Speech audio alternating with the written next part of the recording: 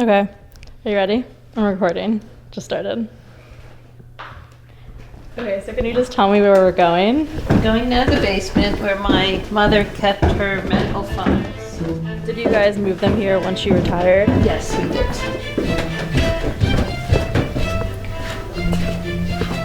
So here are the files. They're alphabetized by patient last name.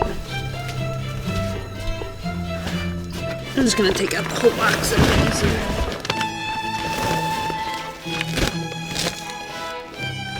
Okay, this will be a good one. This patient here.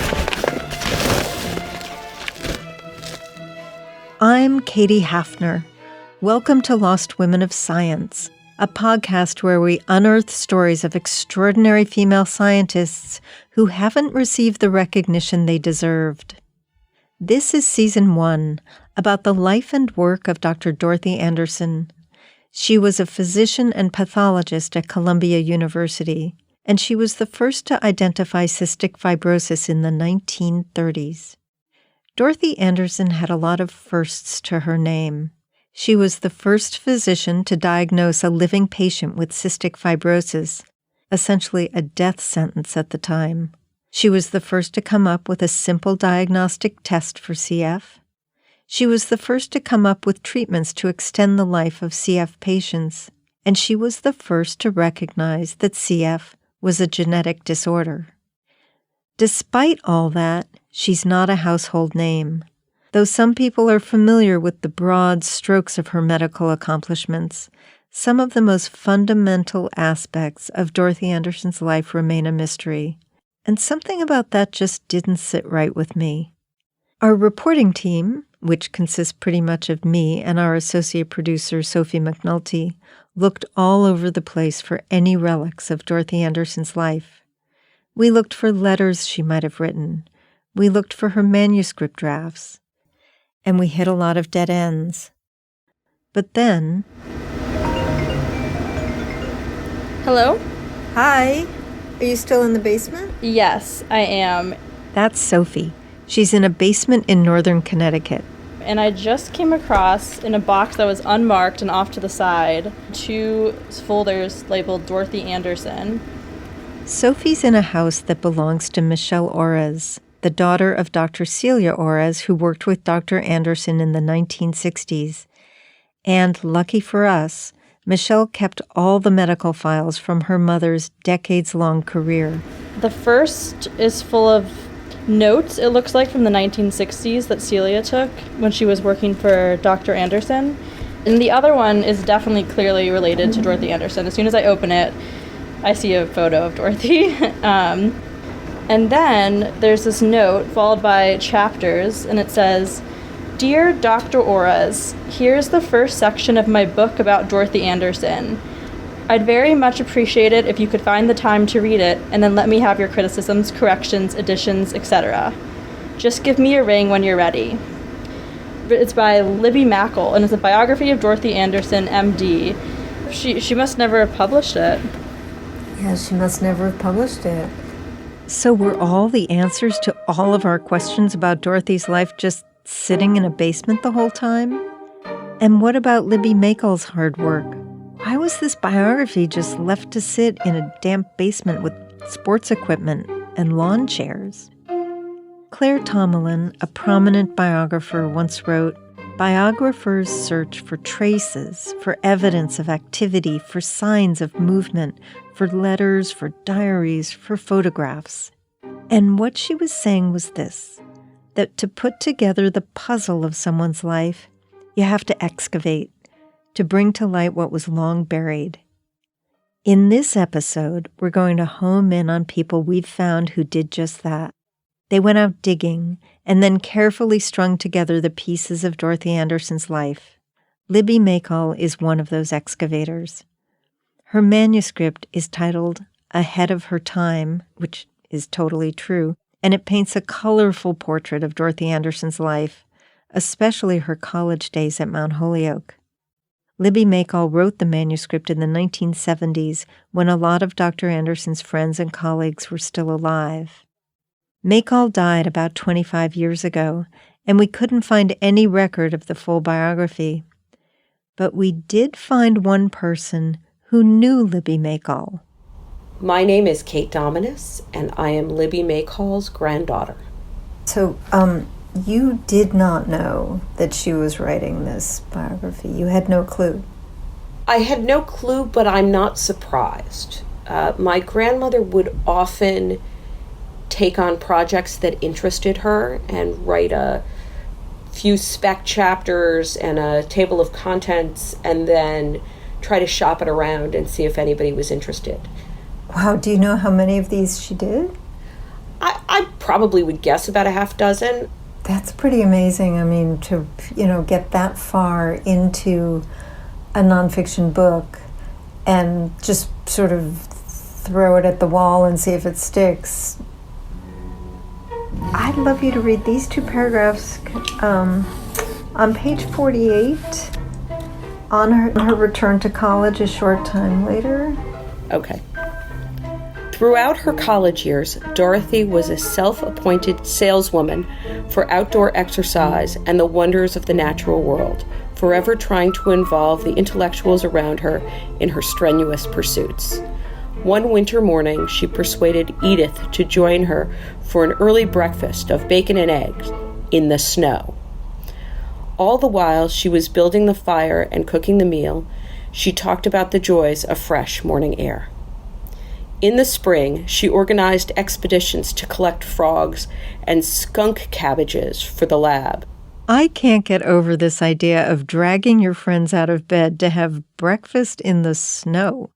It's clear Dorothy Andersen was not by any stretch of the imagination conventional, and evidence of that is all over the Maycall biography.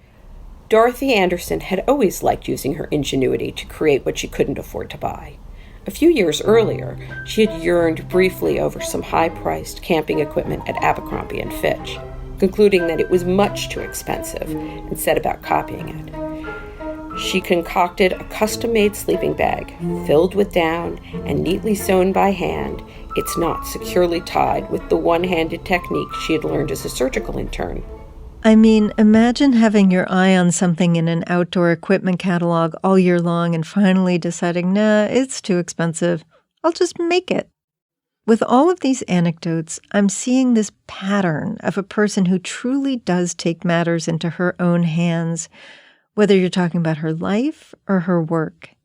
She was ingenious in the lab, too, building things like a constant temperature water bath, years before such a thing was a standard piece of lab equipment. Dorothy Andersen's colleagues were divided in their reactions. Her admirers praised her originality and daring. Her detractors were outraged.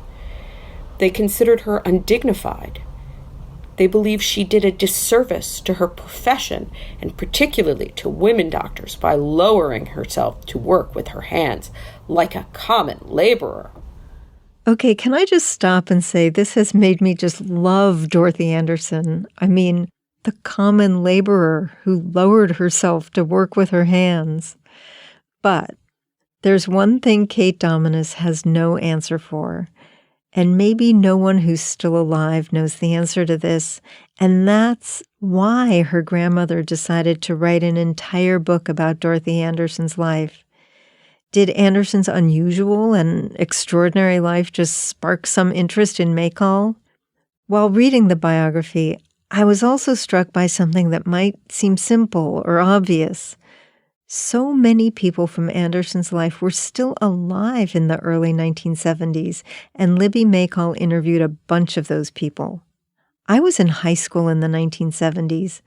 I'd been imagining Andersen's life as ancient history. But reading that manuscript made Dorothy Andersen seem almost like a contemporary.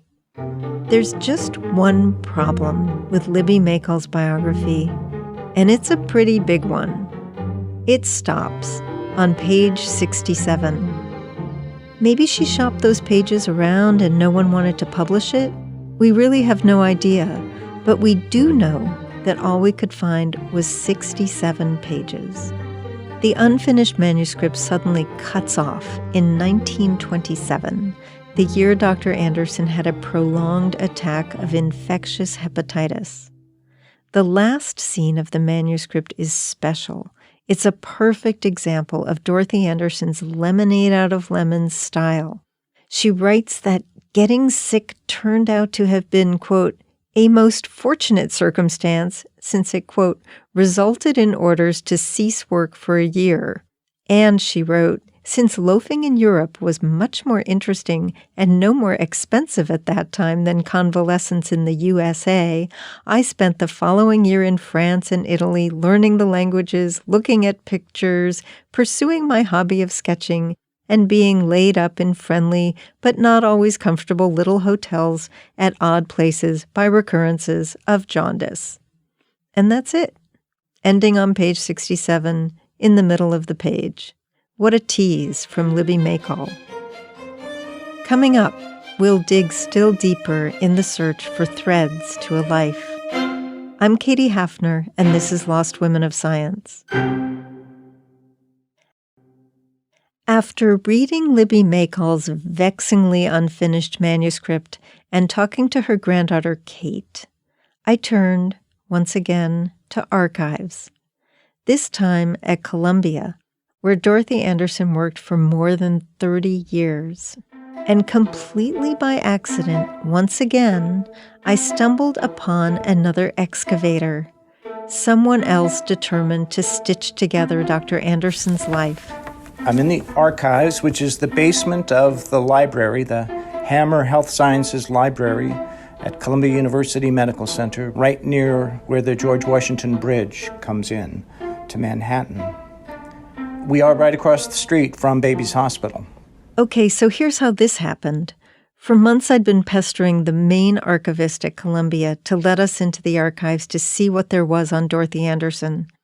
At one point during this pesterfest, he mentioned that there was someone at Columbia who was writing a biography of Dorothy Andersen, and he'd been doing it for a few years. That person is Scott Baird. So this box is a box about 4 inches deep with file folders. And that's the extent of, essentially, of the information about Dorothy Andersen in the archives. Scott Baird is not someone who would strike you as a biographer. He has a really demanding full-time job doing something completely different.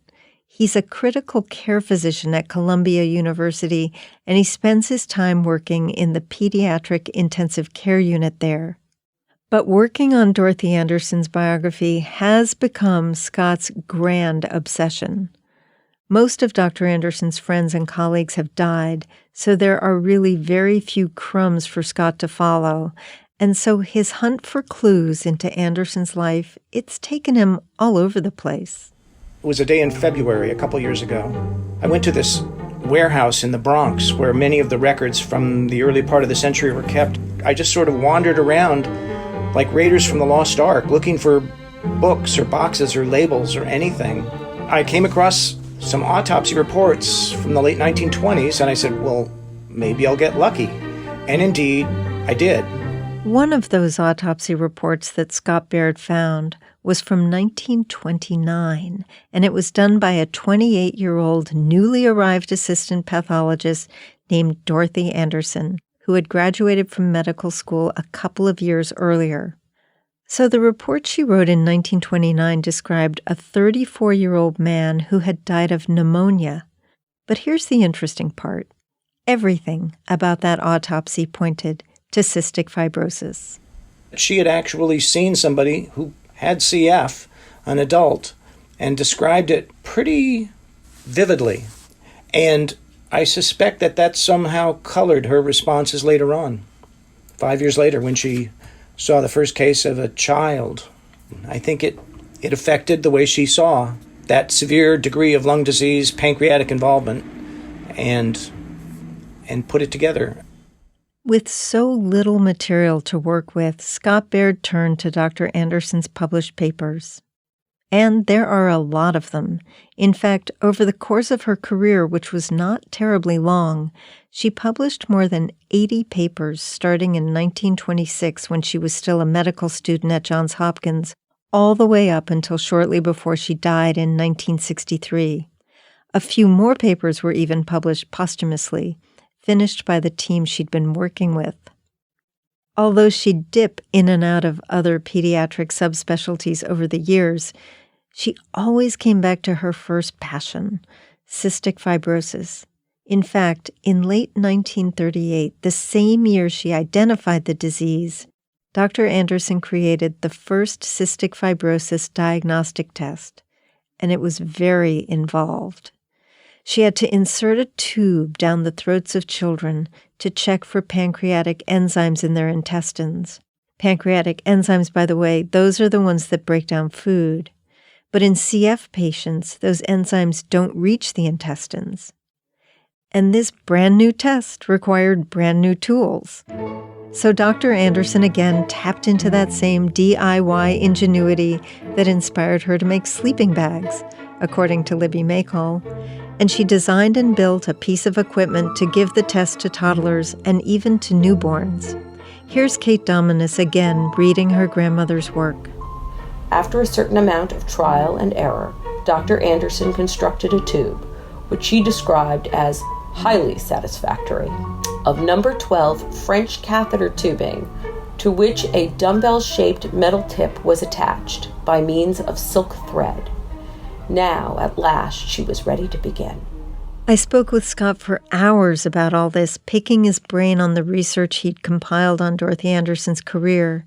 And then, a few hours into one of our conversations, he said something about the work she and her colleagues did in the 1940s and 50s that caught me completely off guard. It took me a while, because I'm kind of a slow learner.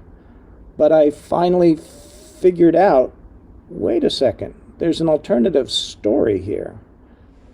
Okay, this alternative story took me down a rabbit hole. To understand what happened, there are two important things you need to know. Number one, in 1944, Dorothy Andersen hired a young doctor from Italy named Paul de Sant'Agnese. He was hired principally to help take care of, I think, Dorothy Andersen's outpatient clinic of CF patients. But she then proceeded to mentor him, I think, over the next 6 or 7 years. He was talented, he was young, and he was ambitious. And I'll get to why he's important in this story in a minute. But first, the second thing I want to describe is a heat wave that hit New York in 1948. As the record-breaking heat wave blanketed most of the nation, temperatures crowding the 100 mark for days. In late August of that year, long before most people had air conditioning, a heat wave swept through the country from Minnesota to the Gulf of Mexico. New York City was hit especially hard with record-breaking temperatures of 101. Infant mortality doubled, and in the space of a week, several children came to Baby's Hospital with heat exhaustion. Their stories were all the same. After exposure to heat, these children suddenly began vomiting and perspiring. They were listless, irritable, and dehydrated. Mothers complained of their sunken eyes. And even though they were receiving fluids, their bodies were not reabsorbing electrolytes. And it turned out that of the dozen or so patients that came in, at least 5 of them had cystic fibrosis. And that suggested to Dorothy Andersen that there was something in this. She had a sixth sense about this disease that enabled her to sort of pick out, I think, important clues. And so she suggested that it was possible, since it appeared to be a disease involving a variety of glands, that it also involved sweat glands. And she suggested that these patients were becoming depleted of a specific electrolyte or several electrolytes, either through vomiting or through sweat or through both. We now know that cystic fibrosis is caused by a mutation in a gene. This specific gene codes for something called a chloride channel. Chloride channels are gatekeepers that sit in the cell membrane and usher chloride, an electrolyte, in and out of cells. This allows your body to control the flow of water. Because cystic fibrosis patients have faulty or absent chloride channels, Water doesn't move in and out of the cells the way it's supposed to, and electrolytes are not reabsorbed to the same extent that they are in healthy people. This problem leads to things like thick, sticky mucus and extra salty sweat. In fact, centuries ago there was a saying, "Woe is the child who tastes salty from a kiss on the brow, for he is cursed and soon must die." Which is to say that the connection between salt and fatal illness was known, but it wasn't understood. And all the way into the 1980s, a salty kiss could still speak volumes to a discerning physician. In 1987, Ginny Hughes brought her 2-year-old daughter Mallory to Dr. Celia Orez, who'd been a mentee of Dorothy Andersen's.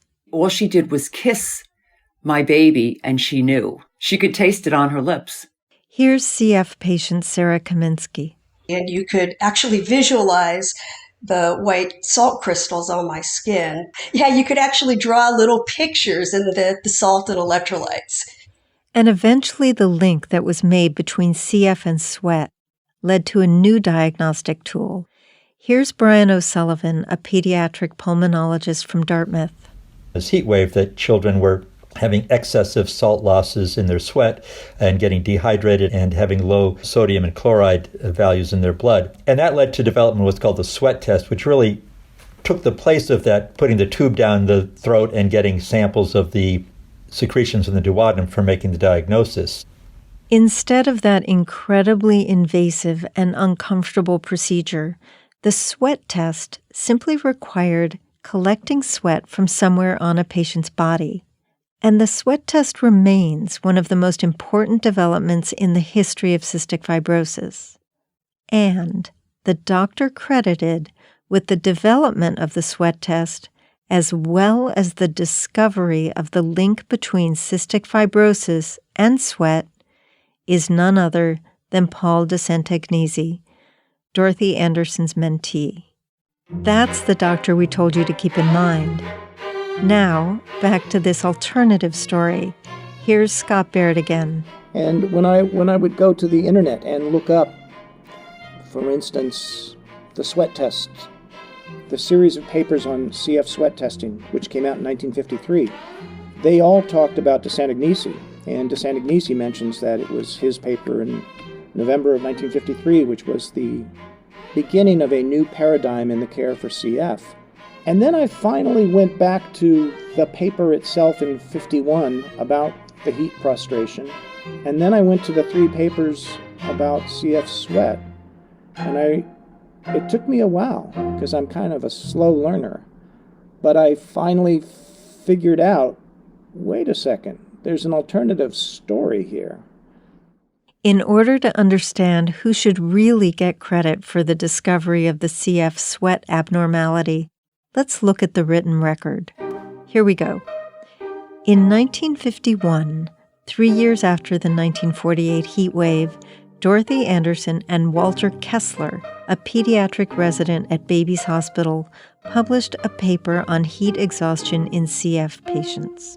She, along with Walter Kessler, wrote up this series and really provided, I think, a new paradigm for cystic fibrosis. This is really Dorothy speaking. Walter Kessler was a resident at the time, a physician in training. She suggested in the text that the sweat glands, as well as the glands of the pancreas and other organs, are inadequate in function in cystic fibrosis. Andersen and Kessler were the ones who suggested that cystic fibrosis affected not just the pancreas and not just the lungs, but maybe the sweat glands too. This was a pivotal moment in the history of the disease. Andersen and Kessler had made the initial connection between CF and sweat. And this is important because it led to the radical change in diagnostic testing and also because it led to a better understanding of how the disease actually works. But when it came to learning about sweat, this 1951 heat exhaustion paper was just the start. 2 years later, in 1953, 3 additional studies came out examining what makes CF sweat so unique. So we have these 3 papers. They were all written in 1953. Their methods and results were very similar, and they all conclude that CF patients have considerably more chloride in their sweat. What's different is that only one of the papers lists Dorothy Andersen as an author. Paul de Sant'Agnesi is an author on all three. Here's Scott Baird again. What's the difference between those two papers and the first one? There's more CF patients. But the key here is, I think, the November 1953 study, according to several CF researchers who put together histories of CF, the November 1953 study by de Sant'Agnesi was the main paper quoted as describing the sweat electrolyte abnormality. That study was also described in a history of CF research as undoubtedly the most important advance in the understanding of CF up to that time. It makes sense that this later 1953 sweat study is the paper cited. It was a more in-depth study, and it was published later. But because of this academic norm, Paul de Sant'Agnesi gets all the credit. And in articles and books that summarize this time period in cystic fibrosis, Dorothy Andersen is almost entirely left out. She's rarely recognized as the person who was really behind that whole approach towards CF, and I think she deserves credit. So, to summarize, Dorothy Andersen was part of this research from the get-go. She was pivotal to the 1951 heat exhaustion paper and the first 1953 sweat study. These two papers introduced the idea that CF patients had a sweat abnormality, but at the end of the day, it's Paul de Sant'Agnesi's name that's remembered. For Scott Baird, this realization was startling. And then I was thinking about that for a while, and serendipitously read something somewhere about the Matilda effect. The Matilda effect is a term coined by historian of science Margaret Rossiter in 1993. Rossiter named this effect after Matilda Jocelyn Gage, who was a suffragist and abolitionist, and she wrote a pamphlet in 1870 called Woman as an Inventor. In the pamphlet, Gage wrote, "Although woman's scientific education has been grossly neglected, some of the most important inventions of the world are due to her."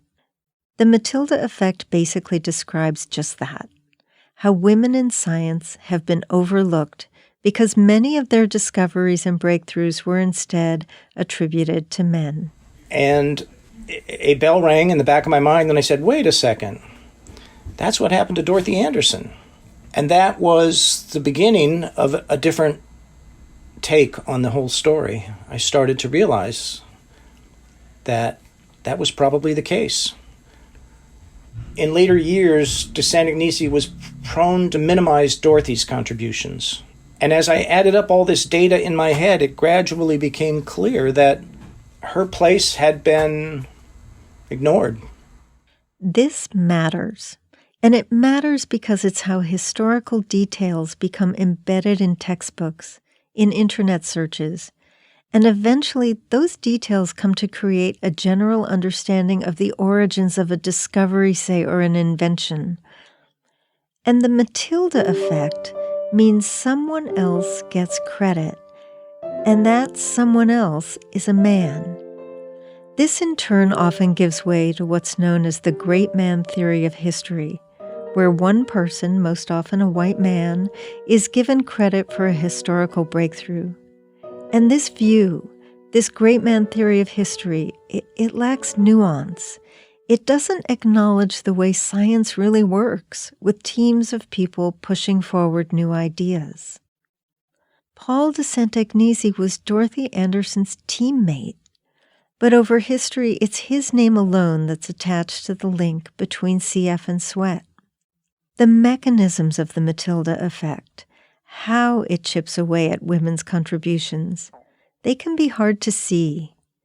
Does one man seize the credit, or is it more insidious than that? Are we all more prone to give credit to a man? but it certainly suggests to me that something wasn't quite right. Paul de Santagnesi died in 2005, but his son, Anthony, also a physician, is still alive, retired from the University of Rochester. I tracked down Anthony de Santagnesi's email address and sent him several emails, but I never heard back. Remember, she was his mentor, and there was a heritage there. Dorothy's own mentor to Dorothy, and then presumably de Santagnesi. And that heritage was, how do we do research? How do we think about medical problems? How are we honest in this profession that we've taken? In reality, there are no soloists in science. Science is a community effort, and insights are passed down from one generation to the next. Dorothy Andersen was no exception. She came from a long line of scientists. Her mentor was a doctor named Florence Sabin, who, among other things, was the first woman to work as a full professor at Johns Hopkins. That was in 1917. Florence Sabin's mentor was William Osler. Osler was one of the founders of Johns Hopkins Hospital and one of the most important figures in the history of modern medicine. A single scientist just can't claim sole credit for a discovery because their predecessors have contributed years of insights, paving the way for a breakthrough. But this goes both ways. It also means scientists can claim a role in all the work they inspire in turn. And Andersen, I think, felt the responsibility of continuing to pass down that heritage to the next generation. And she attempted to do that for several of her physicians in training. We're beginning to get the idea that there was very little that was more important to Dorothy Andersen than passing on what she knew. Here's Kate Dominus again, reading her grandmother's unfinished biography. She confided to the leader of the student volunteers, "Doctors aren't as important as teachers. The most they can do is keep people alive. Teachers train character, the heart, and the mind." Years later, when young doctors from all over the world came to study in her laboratory, she would urge them to teach what they had learned to their colleagues when they went home, saying that doctors touched the lives of only a few patients directly unless they did teaching in addition to treating patients. I think it's important here that Dorothy Andersen was not greedy with her discoveries, and in fact, spreading the word about cystic fibrosis became part of her mission. She taught not only her fellow doctors how to treat cystic fibrosis patients, but also parents. And these families remained in touch with Dr. Andersen for years. Dear Dr. Andersen, it's high time you had a report of P. He has had very few attacks of the tonsillitis kind, I'm glad to say. He now has 3 formed stools per day. His usual trouble is a rise in temperature to 101, 102. You are an extra parent to these children. At a checkup 2 weeks ago, she weighed with my deep affection and true appreciation. Always. For someone without any immediate family, for someone who wrote a question mark when she was asked to think of an emergency contact, Dr. Andersen really wasn't alone. She had plenty of human connections, but they were with patients, with colleagues, with mentors and mentees, all of the people her work brought into her life. Something about Dorothy Andersen drew people in. She lived a solitary life, but she was beloved by patients, by many of her colleagues, and by friends. And all of that, combined, has piqued the interest of people who never met her, people like Libby Makall and Scott Baird. They became obsessed, turning over every stone to get to the heart of who she was. I've also fallen prey to this consuming passion. I started this whole podcast series because I wanted to tell her story, her tenacity, her creativity, her quirky Scandinavian stoicism. Remember those breakfasts in the snow? All of that is undeniable. But her story, it's still filled with so much mystery. And that's made me just go down this rabbit hole, the same kind of rabbit hole that Scott Baird and Libby Makall went down. It's a pull to understand this incredible woman. and the pull has just grown stronger. Here's Scott Baird again. Much of the reason why I am trying to pursue this biography is because of the events surrounding the 51 heat prostration paper and the 53 sweat study. And it just seems to me that credit has not gotten through to Andersen's memory. One of the interesting things about Dorothy is it's clear from reading these letters, at least to me, that she was an effective, caring, practical, and extraordinary clinician. It's not easy to advance medical knowledge and to be providing care for patients at the same time. That's a pretty amazing thing in my estimation. Dorothy Andersen was recognized and respected in her lifetime, but the Matilda effect took control of her legacy. The best illustration of this might be her portrait, which was commissioned either late in her life or shortly after she died in early 1963. It was unveiled 2 months after she died, and a newspaper clipping from that time shows that it was to be hung in Baby's Hospital. And we know that it did hang there, at least for a time. But now, the portrait isn't there. In fact, it's nowhere to be found. In our next episode, Scott Baird goes looking for it. I've come to Columbia Hospital, Columbia University Medical Center's Morgan Stanley Children's Hospital, and am looking to see if I can track down the portrait of Dorothy Andersen. Next time on Lost Women of Science, the case of the missing portrait. This has been Lost Women of Science.